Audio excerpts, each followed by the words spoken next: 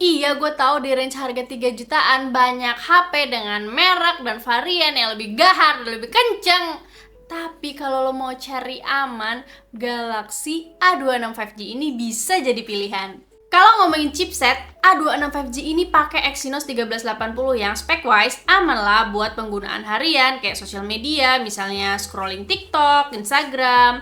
Terus aman juga buat multitasking, kayak lompat dari satu sosmed ke sosmed yang lain misalnya, atau bolak-balik WA ke email aman lah ya. Sementara buat main game, aman juga buat main MOBA. Gue coba main Honor of Kings dapat settingan kayak gini. Game MOBA lain logikanya sih kurang lebih sama ya. Gue juga nyobain main Genshin Impact di sini dan gak bisa dapat performa yang paling tinggi, tapi masih aman lah ya. Selain karena chipset, mungkin performanya ini juga didukung sama RAM-nya yang udah cukup lega, 8 GB. Ya barangkali lo butuh RAM tambahan, ada juga fitur RAM Plus untuk ekspansi RAM sampai plus 8 GB. Kalau untuk storage-nya ada di 256 GB dan masih support penyimpanan eksternal sampai 2 TB. Layarnya yang Super AMOLED dengan resolusi FHD+ juga aman nih buat nonton, entah itu YouTube ataupun platform streaming lain kayak Netflix, Viu.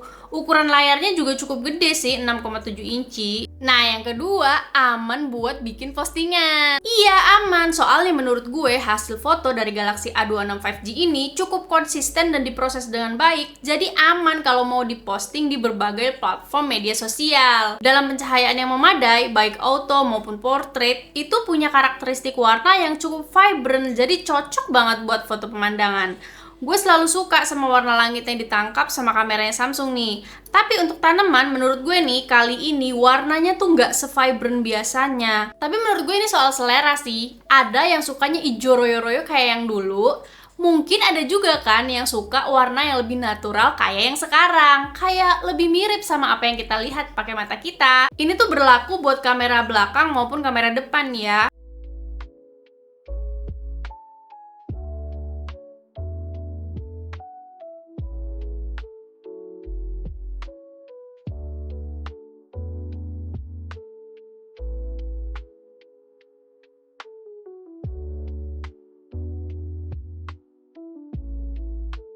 Hasil foto pakai Galaxy A26 5G ini juga aman dari objek mengganggu karena ada fitur AI Object Eraser. Dia bisa ngasih saran objek yang dihapus, tapi kalau mau manual kita yang pilih apa yang mau dihapus juga bisa. Nah, fitur AI lain yang bisa dipakai itu AI Remaster yang bisa bikin gambar lama tuh jadi lebih bagus gitu loh. Bahkan fiturnya tuh nggak ada di HP flagship yang ini loh. Untuk perekaman video menurut gue juga udah aman. Handphone 3 jutaan ini udah bisa ngerekam sampai resolusi 4K 30 fps.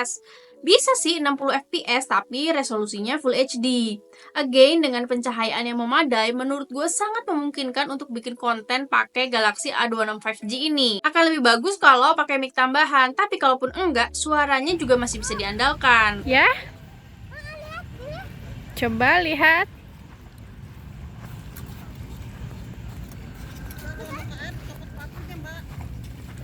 Oh iya, nggak terlalu butek. Resolusi FHD 30. Aku lagi ada di pantai di pagi hari. Bisa dilihat ini cahayanya dari sana. Kita lihat. Wah, langitnya bagus banget sih. So far kelihatannya lumayan bagus nih. Dan yang terakhir, yang menurut gue justru paling penting itu adalah aman untuk pemakaian jangka panjang. Galaxy A26 5G ini aman sampai beberapa tahun ke depan karena Samsung menjanjikan update OS selama 6 tahun. Panjang banget kan untuk kelas mid-range? Itu tuh sebuah kemewahan loh, karena update OS itu butuh biaya yang gak sedikit. Dan yang perlu disadari, update OS ini bakalan ngaruh banget sama kelancaran penggunaan sehari-hari. Biar nggak cepet nge-lag. Dan dengan update yang terus-menerus, dipastikan HP ini tuh dapat fitur-fitur yang tadinya itu belum ada. Tapi yang perlu diingat ya, fitur-fitur tambahan itu tentu disesuaikan dengan kelasnya ya. Terus juga aman di faktor cyber security nih. Sejauh yang gue tahu, cuma Samsung yang punya proteksi gila-gilaan soal keamanan data.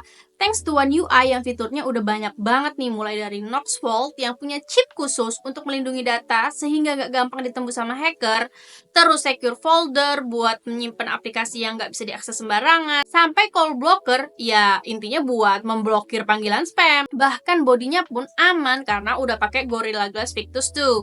Terus punya rating IP67 yang artinya dia tuh kedap debu dan tahan air hingga kedalaman 1 meter maksimal 30 menit. Ibarat nggak sengaja kehujanan sebentar ya kayaknya nggak masalah sih ya. Dan menariknya menurut gue, karena dia punya desain yang mainstream kayak gini nih, to some extent, ini tuh ngasih benefit jangka panjang gak sih? Karena dia tuh jadi nggak mencolok, terus nggak gampang ketinggalan zaman. Juga bisa masuk ke semua kalangan dan gender. Dan tentu saja sesuai namanya, ini tuh udah 5G. Jadi kalau misalnya jangkauan 5G-nya udah lebih merata lagi, lebih aman untuk jangka panjang, future proof gitu loh. Tapi sebagai bahan pertimbangan, ada beberapa sisi juga yang gak aman ya dari HP ini. Yang pertama, HP ini tuh gak aman dari hujatan netizen. Terutama soal bezel dan notch-nya. Dari pertama launch dan muncul penampakannya, fokus orang ya di bezel itu. Padahal Samsung dengan bangganya naruh ini di websitenya bilang bezelnya tipis. Ya nggak salah sih, emang lebih tipis, tapi dibanding pendahulunya, ya bisa kali lebih tipis lagi, ya nggak? Udahlah bezelnya tebel, dagunya terutama ya. Kok dia juga pakai speaker mono? Ya mungkin mereka lebih mentingin naruh fingerprint sensor dan circle to search ya dibanding nambahin speaker. Dan ternyata Galaxy A26 ini juga nggak aman dari low light. Baik foto maupun video, ternyata hasilnya tuh kurang konsisten terhadap low light. Ada kalanya bagus, ada kalanya penuh noise.